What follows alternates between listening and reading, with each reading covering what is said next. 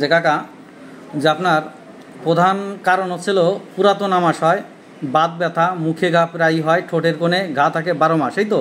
হ্যাঁ, দীর্ঘদিন। আচ্ছা, আর যেটা হচ্ছে আপনি যে আমাশয়ের যে বিবরণটা দিয়েছেন সেটা আসলে 51 বছর ধরে এই আমাশয়টা চলতেছে, এই তো? হ্যাঁ। আচ্ছা, সেই ক্ষেত্রে আপনার পুরনো ইতিহাস নিয়ে দেখলাম গ্যাস্ট্রিক আলসার ছিল অতীতে। হ্যাঁ। আপনার বাবা ছিল হাঁপানি। হ্যাঁ। আপনার মায়ের কোনো ইতিহাস পাওয়া যায়নি। আপনার ভাই বা বোনের ভিতর ছিল হাঁপানি এবং হঠাৎ মারা যায়, এবং কারো টিউমার অপারেশন ছিল, এবং অন্য একজন হয়তো ক্যান্সারে মারা গেছে, এই তো? আচ্ছা, সব মিলে কপালে একটা তিল আছে আপনার। আপনি গরম ছিল, আগে গরম কাতর ছিলেন, বর্তমান শীত কাতর।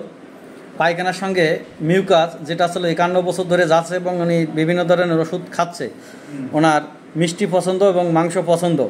উনি দ্রুত কাজ করে, দুঃসংবাদ শুনতে পারে না, সিম্প্যাথেটিক আছে, খাবার দ্রুত খায় এবং পরিষ্কার পরিচ্ছন্ন পছন্দ করে, এই তো আপনার কথাটা? হ্যাঁ। আচ্ছা, তাহলে এখন ওষুধ খেয়ে মোটামুটি আপনি কেমন আছেন? খুব ভালো। এখন ভালো আছেন, এই তো? আমাশয়টা অনেকটা ঠিক, মুখের ঘাটা অনেকটা কম। হ্যাঁ, 12 আনি ভালো হয়ে গেছে। আচ্ছা, ঠিক আছে, তাহলে আর বাকিটুকু ঠিক হয়ে যাবেন। ঠিক আছে।